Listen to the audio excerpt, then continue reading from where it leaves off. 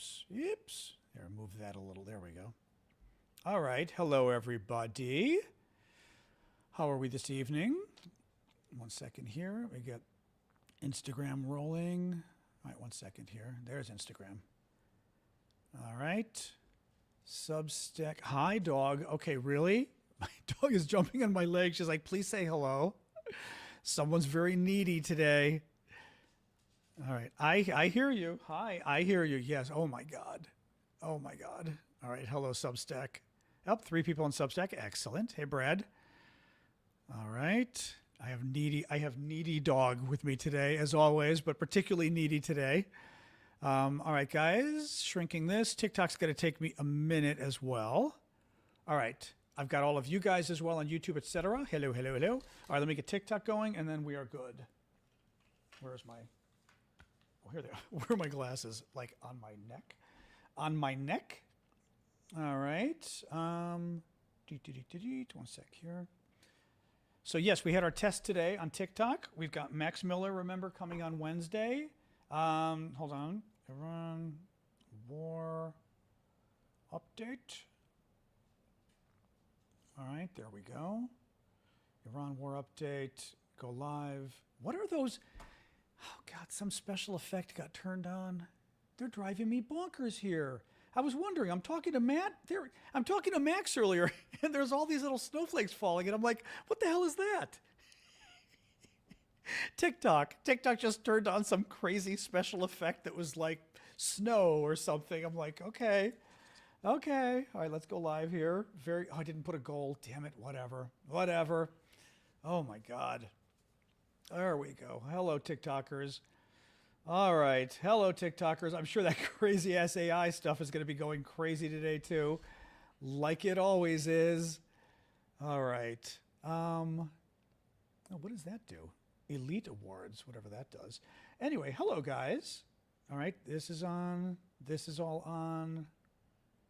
All right. We have regular. Good. Red is being regular. All right. I think we're good on TikTok today, too. Other than, the crazy AI stuff. Phew.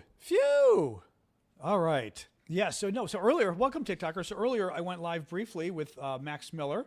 Max is a food guru, historian of tasting history fame.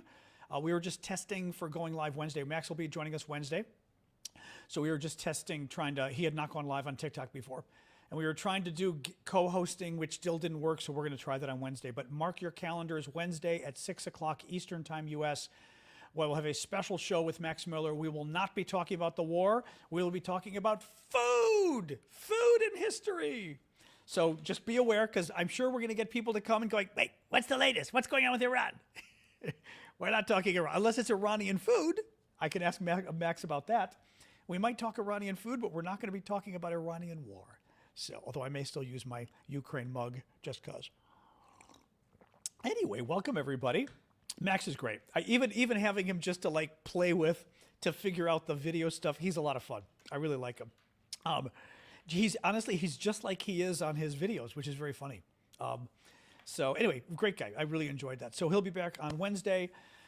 Anyway, welcome guys. There's my favorite red tooth. Thank you, Russell. I think it looks like a tooth. It's a heart hood. It looks like teeth. It looks like the teeth they show you when you're a kid, the little this is Mr. Tooth. So welcome, guys. We've got a lot of news today. Just a lot. I mean, God, after a weekend, there's no rest for the wicked, But anyway, do make sure to share on TikTok if you would not share forward, click the little screen. Same thing on YouTube. I never asked that, but make sure you hit like or whatever you got to do. Also would love for you guys to give gifts on TikTok and YouTube and elsewhere.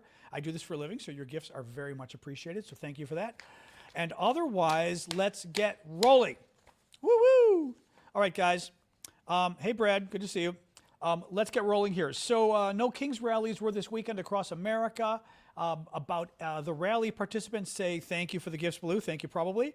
That rally participants say there were 8 million participants. The New York Times was trying to sort of calculate how many, but they hadn't done it yet at press time. But by all accounts, the rallies were a big success. Apparently, the main rally was in Minnesota. You all know I had a very hard time locating where the D.C. rally would be, but apparently was a very big success nationwide again, which is great news. Tons of Iran news. We're going to end the show with other news as well, but there is a ton of Iran news we're going to go through. Donald Trump, guys, okay, here's the summary of today. They changed the war goals again, twice, in fact, today. They changed the war goals. Trump threatened even more war crimes today, and the worst part was what he threatened was just stupid. Trump made threats against Iran today that he's never going to do. Everyone knows he's never going to do it, and therefore it's a stupid threat, so why do it? It just makes him look stupid. Now, I will say this. We're dealing with Donald Trump, and he's used to, I'm the president, I can threaten you, right? So, do you know who I am? That kind of insecure bullshit when you know someone isn't the president in a way because they have to tell you. And he did that with the threats on Iran today. The threats he made, he's never going to do.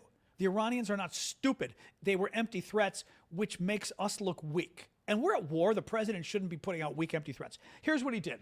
Trump, I'm going to read you the tweet from Trump. Trump threatened to blow up Iran's desalination plants, the plants they use to, take salt out of water.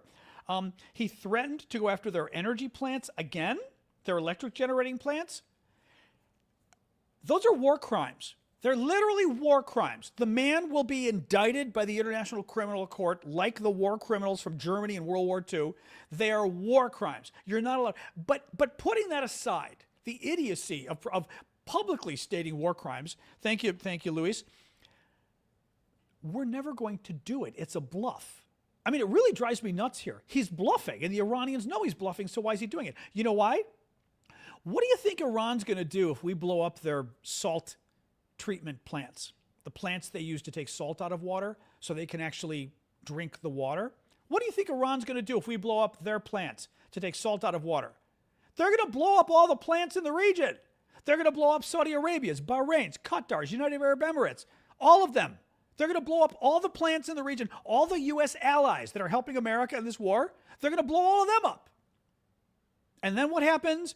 Then we have, thank you, Luis, we have an ecological catastrophe. Like literally end of the world catastrophe with millions of people not having water. And then what are we going to do? He's insane. He's stupid. This is just stupid, right? You don't make a threat that people know you're bluffing. He's bluffing, and Iran knows he's bluffing. Because again, and by the way, he blows up their oil facilities. What do you think Iran's going to do next? Karg Island exports 90% of Iran's oil. We take out 90% of Iran's oil exports. Saudi Arabia can kiss their oil goodbye. Bahrain, Qatar, all of them. They can kiss their oil and natural gas goodbye. But it's not just their oil and natural gas. It's our oil and natural gas. Oil prices have already doubled. They're going to go far more than that. Iran can take us all down with them easily if they want to and if we force them. And they will. And that's the dumbest part here. Because what I'm telling you, dog is coming in and out all day, of course. What I'm telling you is not rocket science. The Iranians know this. He's bluffing. He's bluffing, but he's making a stupid bluff. Anybody, as I've said before, anybody who studied like the Middle East in a freshman year college course knows that one of the things you learn about is if Iran gets attacked, the concern is that Iran will shut off the oil, and they already did with the Strait of Hormuz, and if need be, attack all of their neighbors and just destroy the region and destroy all of our energy. Duh. I mean, again, I have a degree in this stuff, but you don't need a degree in this stuff. Thank you, Tarad, right? I mean, it's just sort of duh, right? I mean, you're Iran. Are you going to sit there and do nothing while Trump, using, by the way, our Gulf neighbors to station our troops, is going to just like attack Iran's salt treatment plants and not go after Saudi Arabia's? Like, this is not rocket science here. He's bluffing. And it's an obvious, and the reason it pisses me off isn't that he's bluffing. Bluffs are fine if somebody doesn't think you're bluffing. Thank you, Annie. It's an obvious bluff. He's bluffing. He's lying. He's never going to do it. The U.S. is never going to do this because if we do it, again, kiss our energy goodbye. We are going to have such a crisis in this country. The stock market, inflation, I mean, out of control if he does this. Oops, sorry, guys. I'm like opening the door for my dog and my camera's going crazy.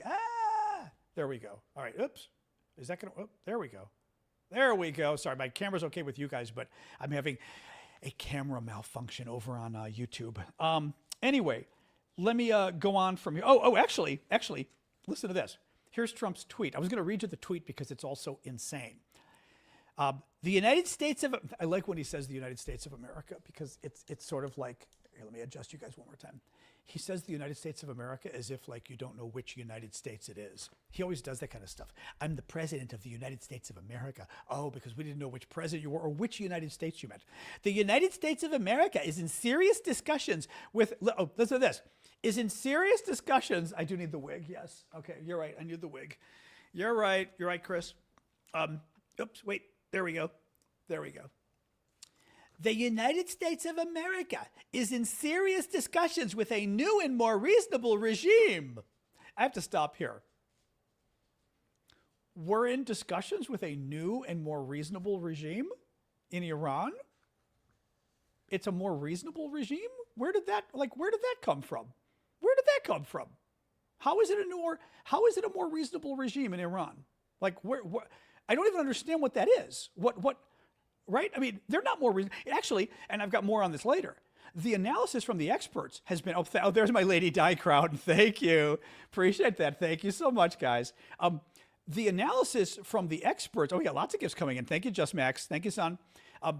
Those are very nice gifts, by the way. Thank you, guys. The analysis from the experts is that the guys who have taken over in Iran are far worse than the guys who were there before because we killed everybody. Right? The guys that came, it's not like we killed everybody and they said, oh, let's be nice to the Americans. We killed everybody and they were like, screw you, right? So like, thank you, Larry. This is insane. By the way, I think I'm out of luck on this one. Oop, there we go. Okay, sorry, hope I didn't screw up. There we go. My screen on TikTok suddenly went darkish and I was like, the lighting kind of screwed things up. So a more reasonable regime and a new regime, they're not new. The guys that are in charge now have been there forever.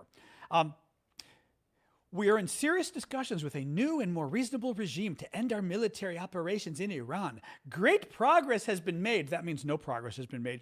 But if for any reason a deal is not shortly reached, which it probably will be, and if the Hormuz Strait, it's the Strait of Hormuz, and he loves calling it the Hormuz Strait because it just shows how ignorant he is, that he doesn't even know the name of the thing. If the Hormuz Strait is not immediately open for business, we will conclude our lovely stay. By the way, as I've said before, straight guys don't talk this way. I get such a kick out of him as a gay man myself. I get such a kick out of Trump because he talks a way and he writes a way that straight men just don't do. And I've rarely seen, I don't think I've ever seen a straight man talk like Donald Trump. It's very interesting. We will conclude our lovely stay. American men don't use the word lovely, just for the record. Yes, straight guys, exactly. Strait of Hormuz, Hormuz straight guys, not Strait of Hormuz guys, Hormuz straight guys. Our lovely stay in Iran by blowing up and completely obliterating all of their electric generating plants, oil wells, and Karg Island, and possibly desalination plants.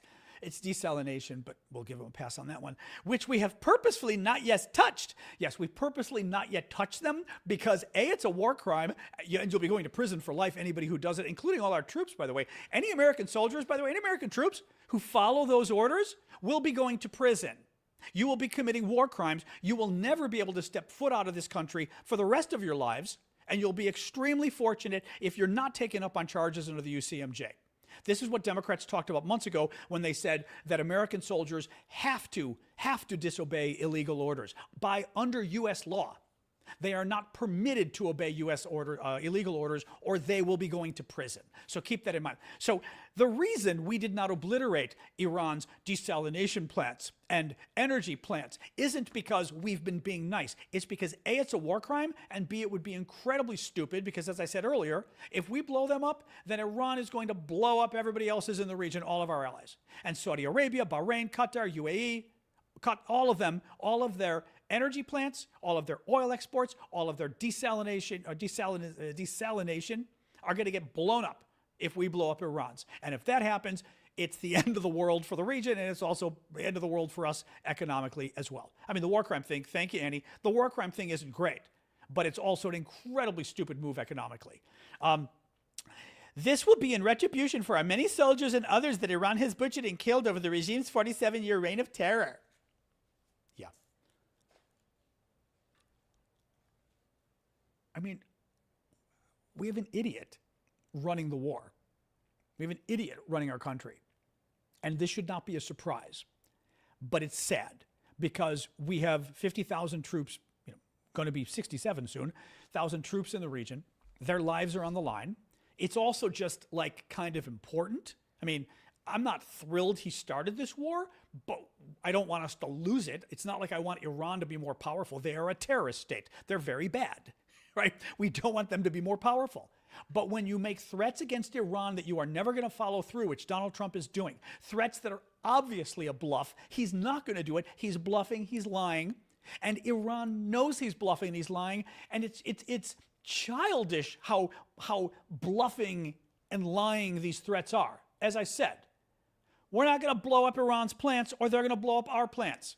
We're not going to blow up Iran's salt treatment plants or they're going to blow up Saudi Arabia's and Bahrain's and Qatar's. We're not blowing up their oil or they're blowing up all the oil that comes to the rest of the world. It's not going to happen. It's just freaking stupid. Absolutely stupid. Donald just said, blowing up plants in Iran would only keep prices of gas higher in the U.S. Exactly. That's the other reason he's not going to do it. Because Trump, as you know, is freaked out about the price of gasoline and gas and natural gas. Freaked out. I mean, the price of oil. Absolutely freaked out. The last thing he's going to do is anything. He's out of his... The thing is, as I said, what bothers me is he's making these negotiations contingent on an obvious bluff that he's never going to do, which makes you look weak. Thank you, JV. It just makes you look incredibly weak. Washington Post. The Pentagon is preparing for weeks of ground operations in Iran, U.S. officials said, as thousands of American soldiers and Marines arrive in the Middle East. The Post reporter Dan Lamothe notes that this follows reporting a couple days ago from Axios, indicating that the Pentagon is preparing a final blow against Iran that could include both ground forces and a massive bombing campaign. The ground forces being sent are not enough for a huge ground campaign, meaning we're not invading all of Iran, or we'd need a lot more than just sending another 10,000 Marines. Or 5,000, well, 10,000, I think now they're talking. The thinking is that basically they're going to go and one article this weekend was saying, dog, what are you doing? I hear you. I don't know what you want. I never know what you want. I know. The thinking this weekend was that Trump is going to send the troops in to try to get Iran's uranium. Because the uranium, as you know, got buried when we attacked them in June. And the thinking is, hello, dog, what are you doing here? Hey, hello, Sasha. Sorry. My dog is old. She's gotten old in the last few months, so she interrupts the show a little more than before, just so you know. The regulars know what's going on. Anybody who's new, I got a senior dog. She's part of the show. Nothing I can do about it, so just understand that.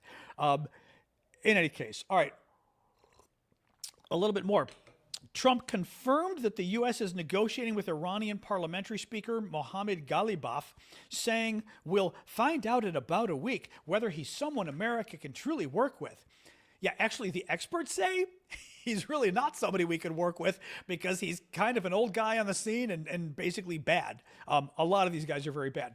The war goals, the war goals have changed again. Secretary Rubio today dropped the new war goals. Hey, Leslie, check out the new war goals. Listen to this.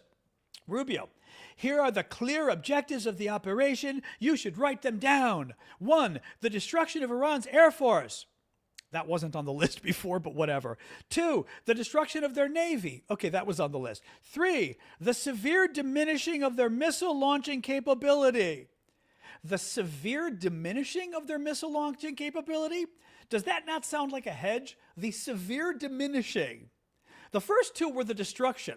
Destruction of the Air Force, destruction of the Navy, and the severe diminishing of their missile launching capability. That sounds like things aren't going too well. And by the way, we learned a couple days ago that we have only been able to confirm that we destroyed 1/3 of Iran's missiles. Only 1/3 of their missiles have been destroyed. We can't confirm that any more of them have been taken out. That's why I think the third goal went from obliterating their missile capability or destroying to severely diminishing, whatever the hell that means. 4, here's the fourth goal, the fourth and final goal. Marco Rubio, as he said, write this, take out your pens and write this down. the destruction of their factories. Their factories? Where did that come on the list? Iran's factory, what, like doll factories or, I don't know, yogurt factories? Like what? Iran's factories? That was never on the list. I mean, guys, the fact that we're 1 month into this war and the list has changed again as to what the war goals are. By the way, did you notice what's missing from that list? Nuclear weapons.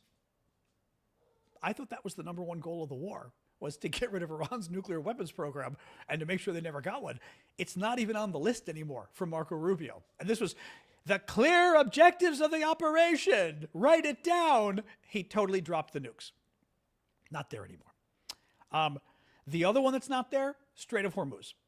Remember they kept saying, you've got to reopen the Strait of Hormuz? Rubio dropped it from the war goals. I guess we're not going to reopen the Strait of Hormuz anymore. We're just going to let oil prices and gas prices and natural gas prices stay humongously high because I guess that's what's up. Now, ironically, the Washington Post reports that the reopening of the Strait of Hormuz has perhaps become the most important goal for the administration. That's the weekend reporting. So the weekend reporting is actually the most important goal for the administration is reopening the straits.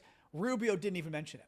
And the really scary part is the biggest goal of the administration is secretly to reopen the Strait of Hormuz. That's where we were before the war. Had we not invaded at all, we would have accomplished our goal of reopening the Strait of Hormuz. Hey, dog, what are you doing? Hey, here. What are you doing here? Oh, my God. Here you go. There, you want a little treat? What do you think? Hey. There you go. Okay. Anyway. All right. What else we got? Regime change. Oh, Trump put out the bullshit again this weekend about regime change. We had regime change because the regime, we killed them and they changed. They put new people and they changed. That's regime change. So he's claiming that that was the other goal from the beginning, regime change. We've got to have reasonable people that are willing to work with us and won't attack Israel, won't attack their neighbors. And now he doesn't care if they're reasonable. They simply have to be new people, because if they're new people, that's okay. Why? I don't know. I don't know. Listen to this. Oh, thank you, Heather. I don't have the thing in front of me. Is that a goat? I think that's a goat, right? That's a wig or a goat? Is that a wig? That's a goat, I think. Yeah, that's a goat. I think that's a goat, isn't it? It is a goat. Which goat would you like, Heather? Sorry, that's a goat gift. We have a little spiraling galaxy. Or, yeah, that's a galaxy. Halloween goat. Halloween goat. One up. Here's Halloween goat. Halloween goat's always good for scary news.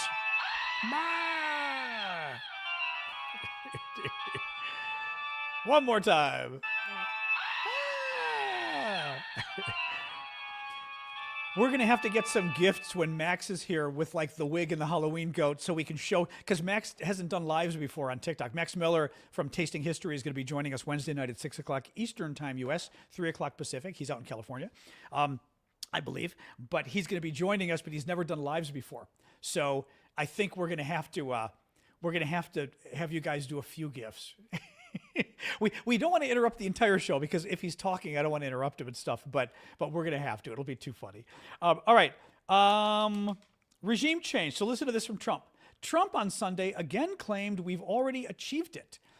Trump on Sunday, according to New York Times, Trump on Sunday suggested that regime change in Iran has been achieved because so many of its top leaders have been killed, as he sought to show progress in the war.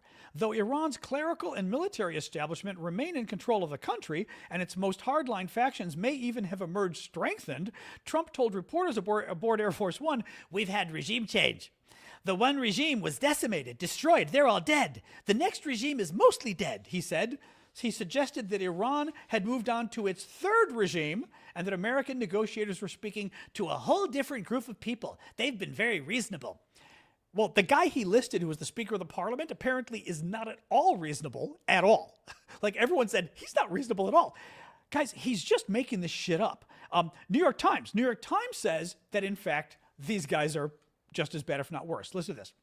New York Times, with different leaders in place, Iranian negotiators may have little knowledge about what their government is willing to concede or even whom precisely to ask. What is more, American officials say hardliners within Iran's Islamic Revolutionary Guards have become more influential, exerting more power than the religious leadership nominally in charge. But whether someone emerged to make a deal and whether that person can persuade others to agree is far from clear. So Trump is going, shake the head. Thank you for the gift, guys. Thank you, Lise. Trump is saying that, we're negotiating with very reasonable people and a lot's getting done. Trump officials are telling the New York Times, actually, the negotiations are living hell because nobody's in charge. Basically, nobody's in charge, and the people who are in charge are kind of afraid to talk to everybody else because they're afraid of getting blown up. So you can't communicate the rules and the orders and stuff, and the new people in charge are the assholes, basically. The worst religious lunatics are the ones in charge, and Trump is claiming, it's all better. We got new people. It's been regime change. I mean, this is, again, I've talked about this before. His lies matter. We are dealing with affairs of states. We're dealing with serious stuff here. His lies matter, okay? And I've said this before, how we're not going to accomplish our goals if we let him lie. For example, when Trump said, I've already fought inflation and won, inflation is over, it means he's never going to fight inflation because he's claimed it's over. Why would you fight something that's over, that's done, right? Same thing with this. He's claimed regime change, even though he has put worse people in power now in Iran. But by claiming regime change, he's done, we can leave. We've just made it worse, right? It's these lies. It doesn't help that that America has a blithering idiot as our leader. I'm sorry, who was that from? I'm sorry, I was trying to see who the hat with all the gold was from. Oh, that was Blue. Thank you, Blue. It doesn't help that we have a blithering idiot as our leader, but it's also really dangerous for a war. It puts us all in danger. It makes the war effort more dangerous. It makes our troops it puts our troops' lives more at risk. The Houthi problem. Houthis are back. Woo woo! So these crazy terrorist maniacs in Yemen. The Houthis are a terrorist group, basically, that run half of Yemen. Yemen is a territory or country kind of just southeast of Saudi Arabia, south of Oman or southwest of Oman. Very sad. It's funny. It used to be like a Soviet, or was it North Yemen, I'm thinking? It used to be like a Soviet dictatorship, Soviet-aligned dictatorship. And now it's taken over by, terrorists, basically. Well, we've been worried that the Houthis might enter the war because Saudi Arabia so far has been able to ship at least some of its oil, since it can't go through the Strait of Hormuz, out the back way into the Red Sea. Well, the problem is when it goes out the Red Sea and it comes south, it's got to pass the curve, the little cape there, or the horn or whatever, that the Houthis control. And the Houthis today went after Israel, or this weekend, they went after Israel again. And by going after Israel, basically they showed that they're now a party to the war. And the concern is that they're going to go after oil exports as well. So oil prices, of course, rose again today in partial response to the Houthis. So that's another concern. In other words, yet another factor making this far more complicated just kicked in. White House Press Secretary Caroline Leavitt, this was a great one. Caroline Leavitt says today, Trump is quite interested in asking Arab nations to pay for the U.S.-Iran war. It's an idea that I know that he has and something that I think you'll hear more from him on. Okay, thank you, Andrea. So Trump has screwed over the Arab countries by attacking Iran without they didn't want us to. Iran responded by blowing up their oil and their natural gas, and their oil exports overall. So our Arab allies in the Middle East have gotten screwed by us. Right? We've cost them tons of money. Thank you, JV, for the gift. Tons of money economically. And Trump is now saying, in addition to that, that he wants to charge them for the war that he imposed on them. He wants them to pay for the war that he started, the war they didn't want, and the war that is being disproportionately happening against them, because those missiles, they're going after our troops, but those missiles are not going after our country, our land. They're going after the land of our Arab friends, Iran's neighbors, the ones he now wants to pay for his own war. I mean, only Trump could do this. Like, start a war, get all these people killed, get all these people attacked, and then tell the people that you got attacked, hey, I want you to pay for it too. The Economist, Iran is now earning nearly twice as much from oil sales each day as it did before American and Israeli bombs started falling. Iran hit a large number of U.S. planes. Oh, this was interesting. This story happened in the last couple days, and I saw Patrick. I was going to call him Patrick Stewart. Oh, my God, I'm forgetting his name. You guys know. Oh, my God. Preston Patrick. That's actually very funny. I wonder if anybody's called him that before. I'll have to tell him that. Patrick Stewart. Preston Stewart, who's a really good former military guy who does a lot of analyses on TikTok and YouTube and everywhere else. Patrick Stewart, that's funny. Aye, thank you for the pirate hat, Ches. Charles. So Preston was talking this weekend that a lot of our planes got hit. I think these are the planes in Saudi Arabia. I think it was the same attack. And we basically had a lot of our planes, our military planes, sitting at an Air Force base, like in the open on the base. Our planes were just sitting there. And the Iranians came and blew them up. A lot of our planes, including some AWACS, apparently. And Preston did a nice broadcast on this where he said, he was kind of pissed. And he said, this is what we've been making fun of the Russians for the last 4 years. In Ukraine, or actually in Russia right across the border, the Russians were putting their planes on the airfields, like right on the tarmac, exposed. And the Ukrainians were coming and just blowing them up. And we were always making fun of the Russians, saying, like, what kind of idiot in wartime is just leaving their planes open? They're not covered. There's no tarps on them. They're not in hangars. There's nothing. They're literally just sitting on the field waiting to get blown up. And the Iranians blew them up. Mind you, they blew them up a month into the war, right? It's not like, oh my God, sneak attack, Pearl Harbor. Nobody knew the Iranians were coming. We're a month into the war that we started, and our planes are still sitting there. I think it was an E3, actually. WC, I remember seeing that. And he said, it's stupid enough for anybody to leave a plane sitting out there. He goes, but we've been in the war, or the Ukrainians, for 4 years. We've been helping them. We got to witness firsthand what happens when you're an idiot and you leave your planes just sitting on the tarmac. And we did it anyway, after watching the Russians do this for 4 years. Again, Donald Trump's and Pete Hegseth's Pentagon. Bunch of blithering idiots, what these guys have created. Woke? Yeah, he wanted to create a war machine that wasn't woke. I'd like to create a war machine that's at least awake, because these guys, seriously. Oh, man. What else we got? NBC, Russia took satellite images of a U.S. airbase days before Iran attacked the site and wounded Americans, according to President Zelensky. I think this is the Saudi airbase. So Zelensky's saying the Russians took pictures of the airbase, the Ukrainians intercepted the messaging, took pictures of the airbase, satellite pictures, and gave it to the Iranians so they could better hit our troops. Now, mind you, 13, I've got it down below. I believe it's 13. Actually, let me get the actual number here. Hold on. Where is this? Shoot. I had it here. I'm not finding it. I think because I was jumping around in my notes. I think it's 15. 15 U.S. service members were injured, including 5 who were seriously wounded. Seriously wounded is very bad. Seriously wounded it could get worse, right? I remember reading that. But 15 U.S. service members were hit. Apparently, in part because the Russians gave satellite imagery to the Iranians so they could injure our troops. And Donald Trump is treating the Russians like they're our best friend. Marco Rubio is running around literally every time he gets asked about the Russians, rather than condemning the Russians injuring American troops, Marco Rubio goes, oh, their information didn't make a difference anyway. He's basically excusing the Russians while they're blowing up Americans, American soldiers, American service members. That man wants to be president. Kind of funny because because he's Donald Trump's Secretary of State, he's having to now be the un-American, anti-American Secretary of State, right? The guy who doesn't like our military, who gets our military killed. I don't know. It's going to be very interesting how he's going to justify this when he runs for president again. Like, literally our troops got killed on your watch, and you made excuses for the guys who helped kill them, the Russians. You were literally defending the Russians when we were complaining about the Russians getting our troops attacked and killed. You were defending the Russians, saying, oh, it's okay. They're not giving. What they're giving isn't helping. I would suspect satellite imagery of our planes right before the attack is probably pretty helpful. What else we got? Rubio's pissed at NATO again. I don't care.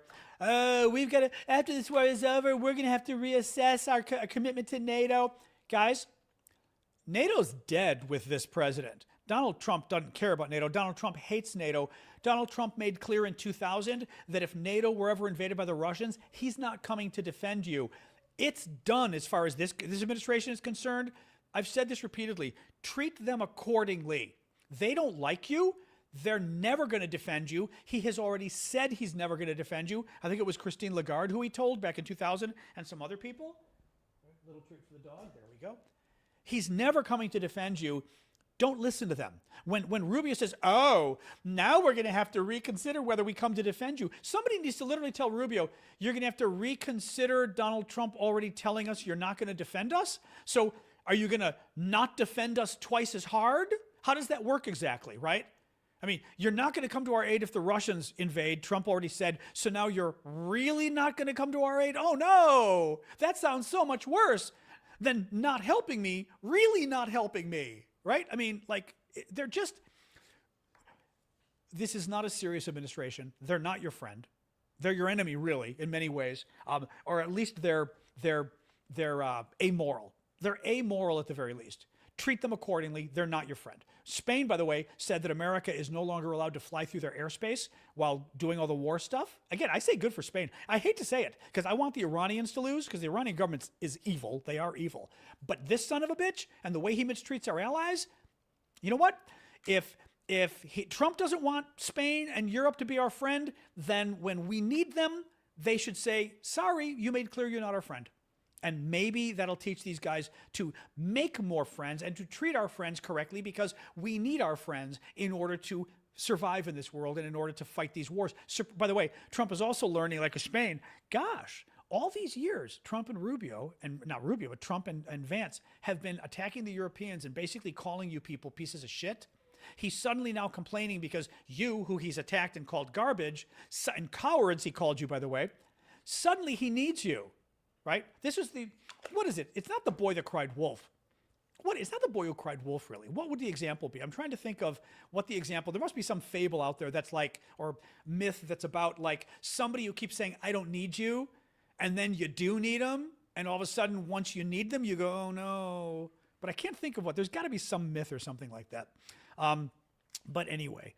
All right, what else we got? Thank you, Jesus. Or Jesus. I'm not sure which one you'd be. If I was Zelensky, I would go on TV and say, screw you, Trump, and make a deal with the Saudis and make Saudi friends. Well, thank you for that, by the way. He has. He just did reach a big deal with the Saudis. I think it's with the Saudis. He was just in Saudi Arabia, so the deal has to be, he was just there this weekend. Had to be with the Saudis. He just reached a big deal. It was actually a military deal. But I thought it might have been with Bahrain or somebody, or Qatar too. I'm not sure. In any case, Zelensky is doing it. What's not clear is whether that's enough. The problem is that up until now, the Americans have been providing really good intelligence to the Ukrainians. And apparently, I know remember before when we at least threatened to cut off the intelligence to the Ukrainians, the Europeans could not step in. It was something that Europe could not make up. Could not make up the difference. So it was Qatar too. Yeah, maybe it was, I remember him, I almost want to say the deal was with Qatar, but the meeting that he was walking down the hall was with Mohammed bin Salman, the Saudi leader. So that may be why I'm mixing the two of them. He met both this weekend, but the deal might be with Qatar, I think. Because I remember it was a military deal with their military establishment, etc. So no, Zelensky's very smart. He's very smart. The Ukrainians have come to the aid of the Middle East, and because Trump and Putin, Trump keeps dissing the Ukrainians, saying, oh, they're not offering any help to anybody in the region. The Ukrainians have offered help to everybody in the region, and they're helping save lives. And they're also helping save our lives. And Trump doesn't care because Trump literally has to bash anybody who Putin doesn't like. You figure out why. Russia, Russia, Russia. What else we got here? Germany's AfD, they're kind of neo-fascist group in Germany, has called for the U.S. to withdraw its 40,000 troops from Germany. That was interesting. Gasoline prices today were around $3.98 a gallon for regular, down about a penny or so. Oil went up more earlier in the day. It's a little better, but still up. Oil, U.S. is up 3 or 4% to $103 a barrel. Brent crude is up a little over 1% to $114 a barrel. Again, that's still higher than it was. Oil just keeps going up. Jet fuel prices, this is a bad story. Jet fuel prices in Europe have now risen over 100% in a matter of weeks. Alex Macheras, an aviation consultant, says, quote, also, a serious jet fuel shortage is less than a week away across multiple different markets, including at some major European airport hubs, who are informing airlines to prepare for a potential no fuel available here scenario. So European airports are a week away from possibly running out of fuel. That's bad. Axios reports that Republicans in Congress are still considering cutting health care spending to Americans to pay for Trump's adventure in Iran. The New York Times says, this was a crazy story. This is not a crazy story. This is a bad story. On the first day of the war with Iran, the United States used a new ballistic missile. It was untested in combat. The New York Times analysis shows it struck a sports hall, an elementary school, sound familiar, and residential areas, killing at least 21 people, including children. Two new polls. Trump's approval is at 33%, disapproval at 62%. Trump's YouGov, U.S. military action in Iran, approval 29%, disapproval 54%. Megyn Kelly, this is interesting. Megyn Kelly is former Fox News person, very MAGA, pretty powerful in her own right among the Trump, the Trump MAGA types. Megyn Kelly today on the Iran war. Now, okay, good that she's criticizing him, bad that she's also defending him. And this kind of made me laugh, okay? Listen to this. Megyn Kelly, as this thing goes south, so mind you, big MAGA personality saying the war is going south. That's interesting. As this thing goes south, we need to know exactly who talked President Trump into it and what representations were made to convince the president that this was a good idea. Who specifically? You get it? Our favorite leader was tricked. Somebody tricked him. Somebody told him it was a good idea. This war is going south. We need to blame the people who advised the guy who went to war, not the guy who went to war. Not the guy who went to war, right? Poor Donald Trump. He's just the president of the United States. How is he supposed to make the right decision when he's got bad people that he's chosen to surround himself with? Seriously? I mean, could you be a bigger snowflake at this point, right? Poor Donald Trump. It's not his fault that he decided to start a war. That was a mistake, that he doesn't even know why we're there and he keeps changing the reasons. Oh, it's not his fault. Somebody else gave him bad advice and he's too much of an idiot to say no. And too much of an idiot to surround himself with good people. Man. The Pope. The Pope went after J.D. Vance this weekend. Again, the Pope does not like J.D. Vance. This is pretty cool, actually, our Chicago Pope. Listen to this. Quote, "This is our God, Jesus, King of Peace, who rejects war, whom no one can use to justify war. He does not listen to the prayers of those who wage war, but rejects them, saying, even though you may make many prayers, I will not listen. Your hands are full of blood."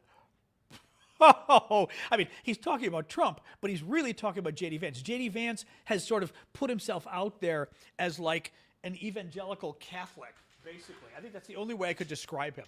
J.D. Vance is, I'm pretty sure, wasn't J.D. Vance a convert? I think he is, because typically the converts are, hey, Mrs. Mahalati, good to see you. Mrs. Mahalati is here, my friend's mom, who cooked me the best Persian dinner of my life. I still remember that rice. I have checked out the recipe many times. I don't have any saffron, but they make this wonderful rice that they kind of make it crusty on the bottom. Anyway, very nice. We had it in law school. It was very exciting. But yeah, the Pope, pretty freaking cool from the Pope. A couple other news stories I wanted to hit on before we then hang out and talk. A U.S. official confirmed that the Army is investigating why a U.S. Army Apache helicopter used taxpayer money to do a flyby of the house of MAGA singer Kid Rock. So basically, they sent at least 2 helicopters to the guy's pool to fly around his pool to say hi or some BS. That costs money. It also, frankly, risks our troops. It risks the equipment because Trump's not going to want him investigated. The good thing is, in 2.5 years, probably somebody else is going to be president. And if we have a normal person as president, whoever thought they were going to be cute and joyride with our equipment to make MAGA happy, they're going to be going to prison. So let's see what happens. Good, and you can't be pardoned for that, I don't think. 2 months after signing an executive order threatening tariffs on any country that sends oil to Cuba, Trump now says he has no problem with countries sending oil to Cuba. Taco. The Daily Mail. Now, the Daily Mail, Daily Mail is a British tabloid. I'm going to mention this story because a lot of people are sharing it. I'm not thrilled that it's coming from a British tabloid, frankly. But the Daily Mail says that Stephen Miller, White House aide, ordered Department of Homeland Security to cause confrontations with protesters in advance of the Alex Peretti murder in Minnesota. New York Times says Trump officials are rushing to collect a decade-old FBI files on Representative Eric Swalwell, a Democratic candidate for governor of California. Basically, Trump is using Swalwell had a relationship with some woman who was suspected of being a Chinese spy. I mean, afterwards, he didn't know when he was dating her, but was suspected of being a Chinese spy. Thank you, Mel.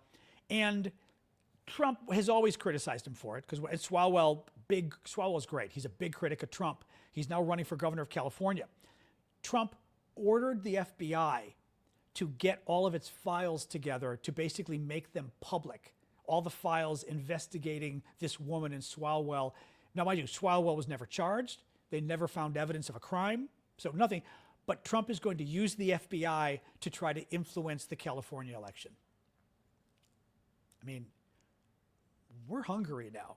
We are no better than Hungary at this point. We are not a real democracy anymore. We are an authoritarian wannabe dictatorship at this point. I mean, we have elections. We can still win the elections. No choice as far as that goes, right? And we are, by the way, we're gonna cream them in November.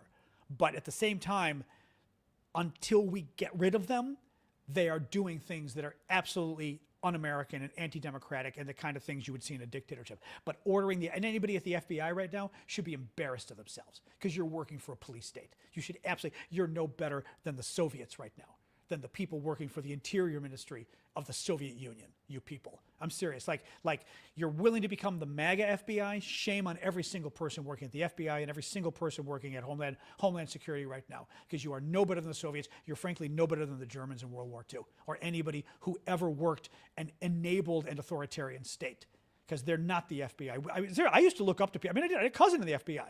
Like, these are the kind of people, like, I never had criticisms of the FBI. I would never criticize the FBI. I really wouldn't. I mean, obviously, if there's an abuse, I might. But I never had issues with the FBI.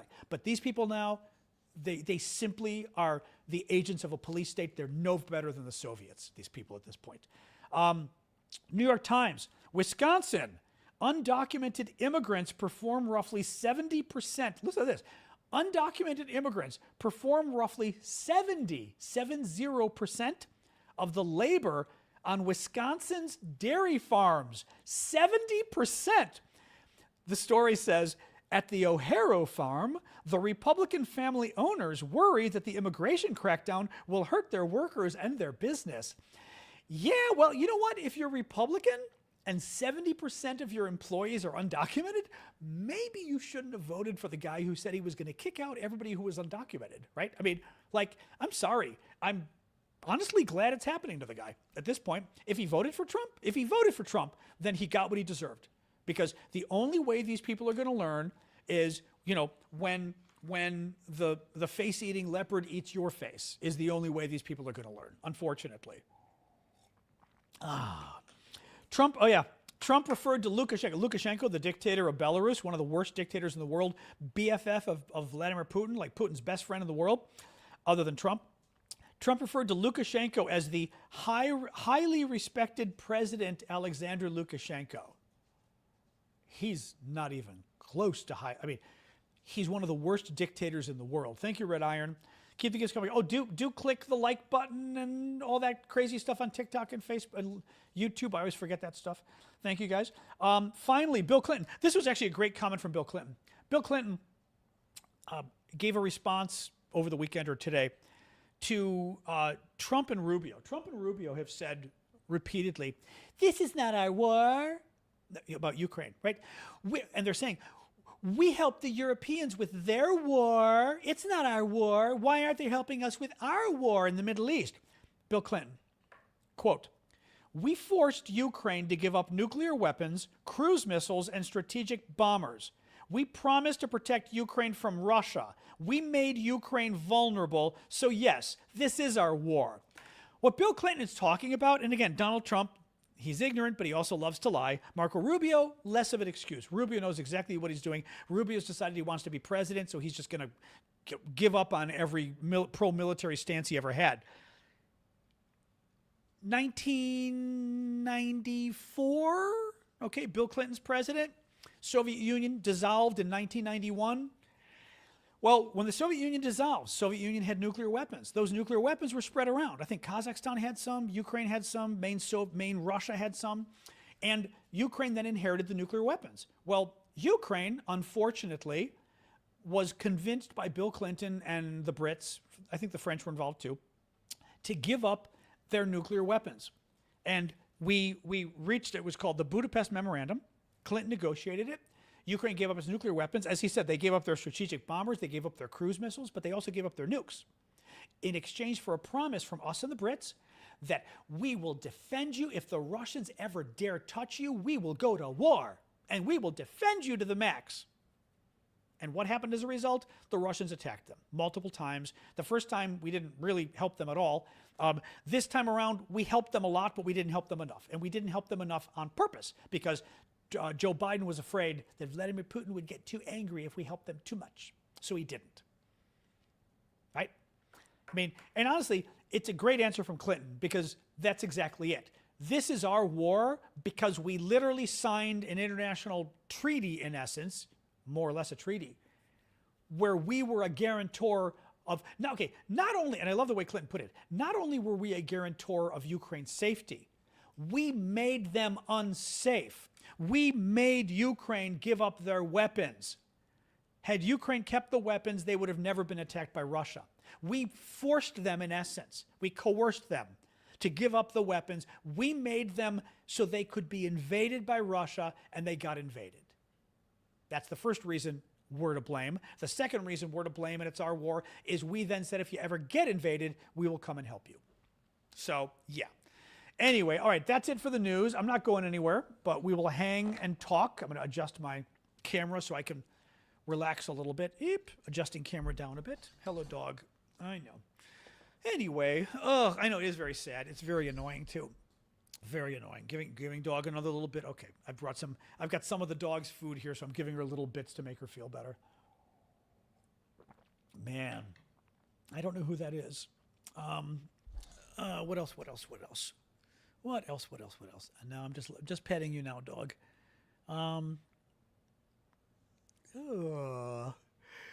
It's going to be half a century before we're trustworthy again? Michelle says it's going to be half a century before we're trustworthy again.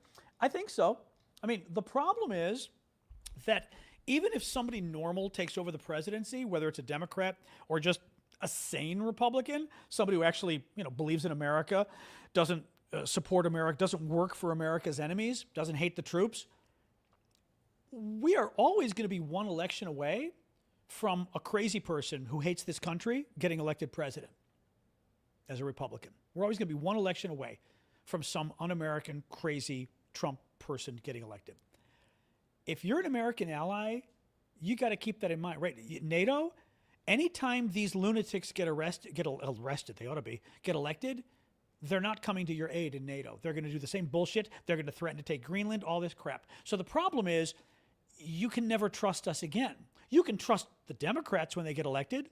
You can trust a normal Republican if they ever get elected ever again.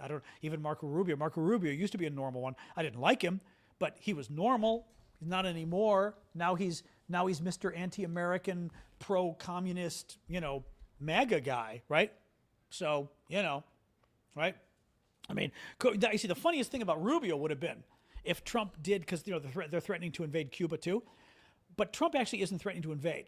Trump wants, as he said in Iran, Trump doesn't care that worse people are in power in Iran right now. The Revolutionary Guards guys now have way more power, right? He doesn't care that whether they're religious dictators like the mullahs, whether they're military dictators like the Revolutionary Guard, well, military dictators that are still influenced by the religion, right? Religious fundamentalists like the Revolutionary Guard.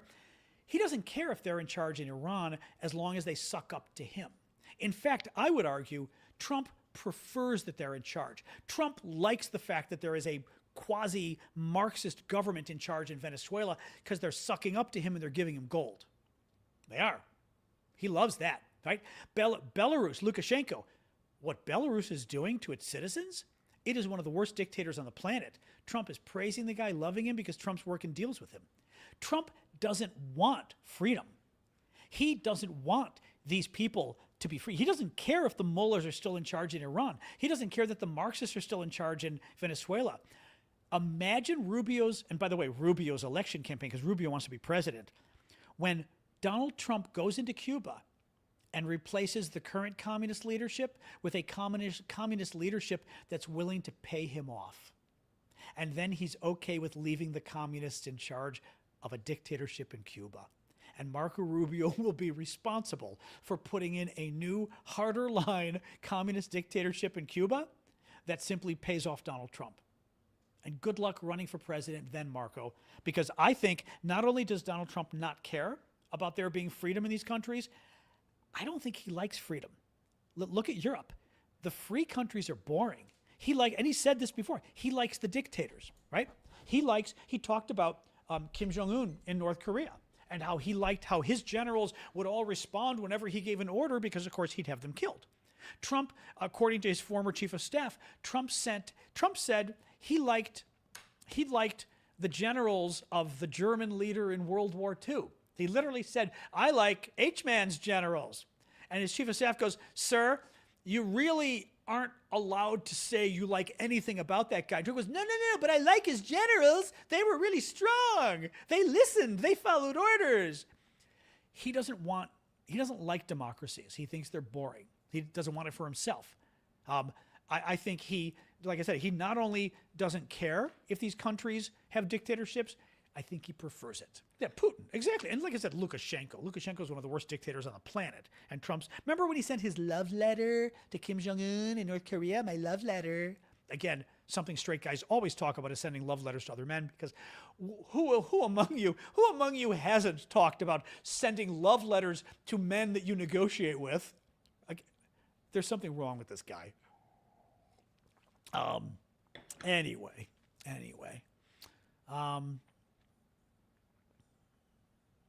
Yep, that story was from a few days ago, Mike. Are they still doing that? Mike was sharing a story about Associated Press saying the Arab governments are urging Trump to keep fighting. There was a story like that came out several days ago, though. Yeah, Gunther, exactly. Thank you, Sandra. Thank you, Liz. Oh, what else? Oh, man. Sorry, guys. I'm tired. So remember, we still got a few minutes. Remember Wednesday, in 2 days, we've got Max Miller coming on. We're going to have a special show Wednesday night, 6 o'clock Eastern, same time. But we are going to be talking about food history. Max I would call him a food historian. Max digs up old recipes, sometimes 100-year-old recipes, sometimes 3,000-year-old recipes, and makes them. And but then talks about the history. He goes on this little tangent. His videos are always about 10 minutes long, and he goes on like a 5-minute tangent, and just talk. But the tangent is the history of like the food and the time. It really, if you like history, it's really interesting. But I like history, but I like food, and I just love it. And then he makes the food and tries the old recipe and tries to recreate it. Uses like original ingredients. I was asking him. We were testing it out today, and I was asking him about it. And I said, you made some Spartan thing, like from ancient Greece, from like 3,000 years or 2,500 years ago. I said, and I just remember it was really disgusting. And he goes, oh, blood, blah, blah, blah. I said, yeah, that was it. It was the blood dish. They made some dish out of blood. But he makes very cool stuff. So join us on Wednesday. It's going to be a lot of fun. Tasting history. He's got a new book coming out too. I mean, the book isn't for a year, but it was hideous. No, it was worse than blood sausage. It was very, very bad. Very bad. Can the Iranians cause a threat to us here in America? Yes. What we don't know is their ability, really. We have always worried, I'm talking for 50 years, we've worried that the Iranians might have terrorist cells in America and in Europe, that they basically control and could order to commit acts of terrorism. We just don't know to what degree. But that is a real concern, yes. They certainly haven't done anything yet, so either they've chosen not to, or they don't have the ability, or they don't have the ability, or they had the ability and we caught them. That's possible too. So you don't know, it could be any of them. Well, that we know of, true. Maybe they did something, although I think if they did something, we'd hear about it, right? Garum, that's the one I was trying to think of. Yeah, the garum. We do have to remind me. We do have to talk about garum, his disgusting fish sauce that like sits out and rots for 3 months or whatever it is, or 3 years. Is garum a 3-year thing? I think I'm forgetting. Anyway, hello you. I know. Yep, dog is being very antsy today. I think she's not walking as well today too. I can tell. Anyway. What else? Yeah, Jerry, that's just because you are. That's just because you are, Jerry. Bye-bye. Sorry, we had a Russian. A Russian showed up on our YouTube very upset. The Russian left us. Bye-bye, Russian. Bye-bye. Bye-bye, Russian. Bye-bye. Yes. No, Sasha's, I think she's not in a very good mood today. I could tell. I mean, she walks, but her walking wasn't as good. And she gets whinier when her walking isn't as good. I hear you. I know. But it also sucks because my dog hasn't been feeling well, so we can't go on the long walks we usually. Like, we go to the park, and at least I'd give her a little, like now she's also just getting bored. So I can tell that. I should be on TV? Well, from your lips, I'd love to be on TV. Did Kash get hacked? Yes. Yeah. Oh, they published, the Iranians hacked Kash Patel, FBI director's private emails. They published a bunch of his old photos and stuff. A doggy stroller, I know. What's funny, now I understand, excuse me, I understand now why people have doggy strollers. I never did before, but now I get it. Because she really can't go that far. I mean, I could make her, but I don't want to make her. I think I could also tell days that we've gone farther, the next day she doesn't do as well. So I can never tell. I get the feeling it's upsetting her a little. But at the same time, this poor dog of mine has always been the neediest dog on the planet. Like she is, my parents' dog would literally sit on your lap all day and be happy. This dog wants to play tennis with you all day, or pickleball. I mean, not really, but like she wants to be engaged with you all day. Sleeping, that happens later. Anyway. How do you like here on YouTube? I don't know. Oh, actually, under the video with the description, there should be an up or down thing, Linda, on YouTube, as I recall. What else? I hear you. I know. Hi. I've only got 2 more pieces of food here, dog, so that's all you're getting. Hey! Okay, Jesus Christ, that hurt. Oh, God. And she goes for the food and also doesn't quite see it, so she ends up going for my hand. The poor thing, her vision clearly is a lot worse, and her hearing is too, so. She's 16 in 3 months, so what do you do? What do you do? You're my old lady now. I know. Yeah, Tiger Woods had another accident or something. What do you do?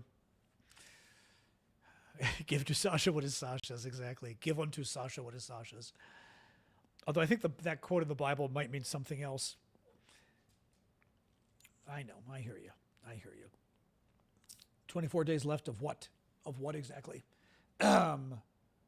You are annoying. Sorry, TikTok is giving me that, there we go. That crazy thing to prove I'm a real person. It's so weird that they do that. I guess they must get fakers that come on.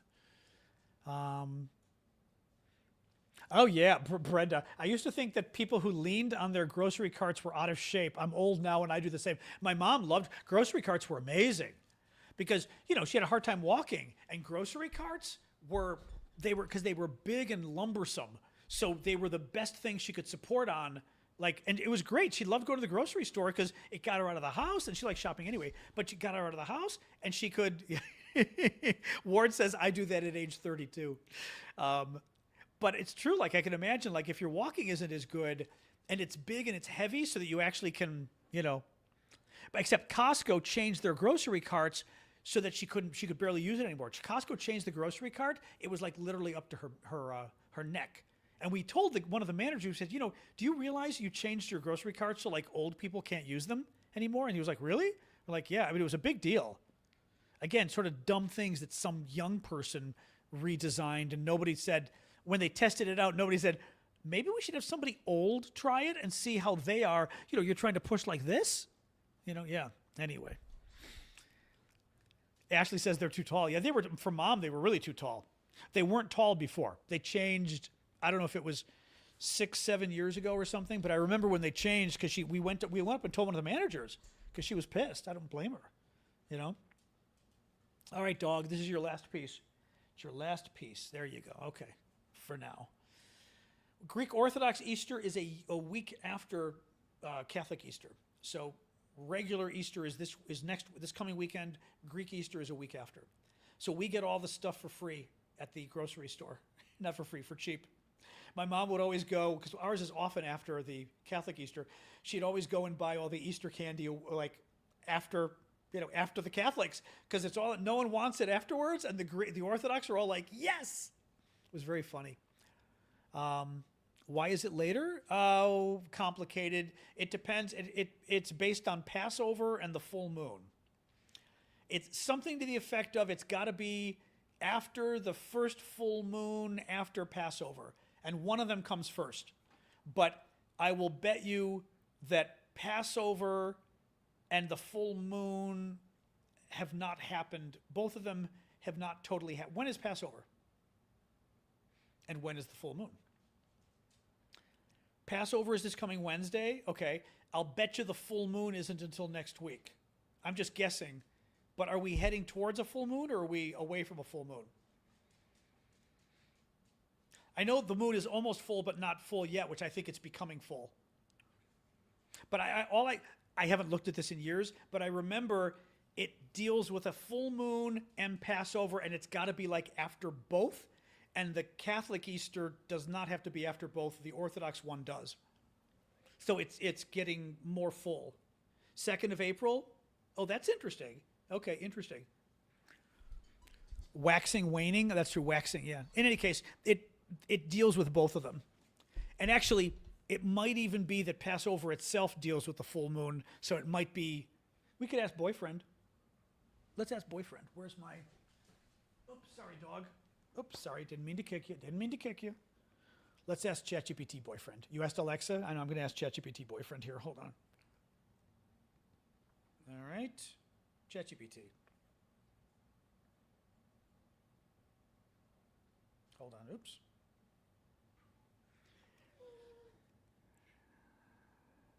Hello, boyfriend. So I'm trying to explain to people why Greek Easter is a week after Catholic Easter, and I vaguely remember it has to do something with the full moon and Passover, and it's got to be after both or something. Explain to people how it's calculated versus the Catholic Easter. All right, let's break it down simply.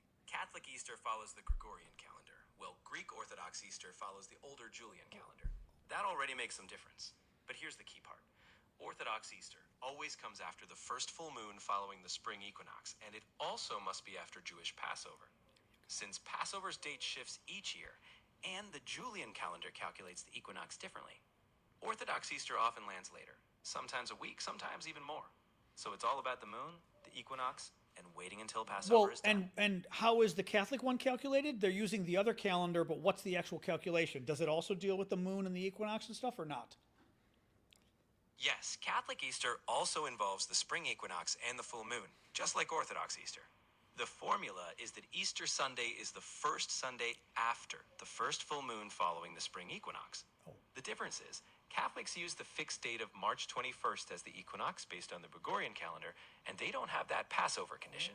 So both rely on the moon and equinox, but the calendars and extra rules differ, which is why they often end up on different dates. Okay, so for Orthodox, Greek Orthodox like me, it's got to be after Passover, which the Catholics don't do, but it's also got to be, but it's also using a different calendar to determine the equinox, which is why, even though the Catholics also look at the equinox, it's a different calendar for the equinox. So equinox is on a different day. Exactly. You've got it. Orthodox Easter uses the Julian calendar's version of the equinox, which drifts later over time. And it must fall after Passover. Catholics just fix the equinox at March 21st Gregorian and don't depend on Passover. So the calendar when is the equinox under the Orthodox calendar? In the Julian calendar, which Orthodox churches use for calculating Easter, the spring equinox is also considered March 21st. The difference is that the Julian calendar currently runs about 13 days behind the Gregorian calendar. So when the Gregorian calendar says March 21st, the Julian calendar's March 21st is actually around April 3rd in the modern Gregorian system. That's why everything shifts later. So in short, Orthodox equinox is the Julian March 21st. Okay. See, okay, so I was not wrong. It's just way more complicated, but that's I was basically right, more or less. No, I was right, but it's complicated. Yeah, you get it now. So there you go. Yep. Now you know. But but I did not remember. I forgot that about the two different calendars. Yeah, just to be very complicated, the calendar thing. It's kind of funny that we're still using the old calendar. Yeah. But I always remembered the Passover thing and the full moon, but I did not know about the equinox, which was the third rule, and the equinox is what Passover is the same, full moon is the same, but the equinox changes. Oh, actually, and for the Catholics, I think they don't require Passover to happen first. We do. So anyway, there you go. Sometimes our Easter is a month later. Yeah. So it is very complicated. I know. Well, it's funny. You kind of don't, well, it's funny because most other holidays, well, the Arabs do. Ramadan changes every year, Easter changes. I don't know if there's other holidays, if there are other holidays that shift around every year. That's a good question. I could ask Chat. Does anybody else know? Are there other holidays that jump around? I mean, unless it's like, Chinese New Year or something. Thanksgiving, yeah, Thanksgiving jumps around. That's true. It's the third Thursday. Memorial Day, Chinese New Year. Hanukkah moves too? Okay. Yeah, I don't really understand why Thanksgiving has to be on a Thursday. We could check, but, yeah, we know Easter jumps around, of course. We're almost at 7:15. All right. About to call it quits. Hello? Oh, my God. Okay. Jesus. The dog is... Will you stop? The dog is now... She's jumping on my chair and pushing. Stop. She's jumping on my chair and shoving my chair. Like, okay. Jesus. Black Friday, exactly. Black Friday shifts every year. That's true. That would be another holiday that does change. You're right about that. Canadian Thanksgiving, second Monday, but that's like our Thanksgiving, where ours is like the fourth Thursday, I think is. Hi, hello. Oh, will you be careful? I don't want you jumping up. What is wrong with you? She keeps jumping up on my chair. The dog is crazy today. All right, I'm going to go, guys. It's 7:15. Thank you for joining us. I'll be back tomorrow night, 7:15. I'll be back tomorrow night, 6 o'clock Eastern. And remember, Wednesday, as I said, write it down.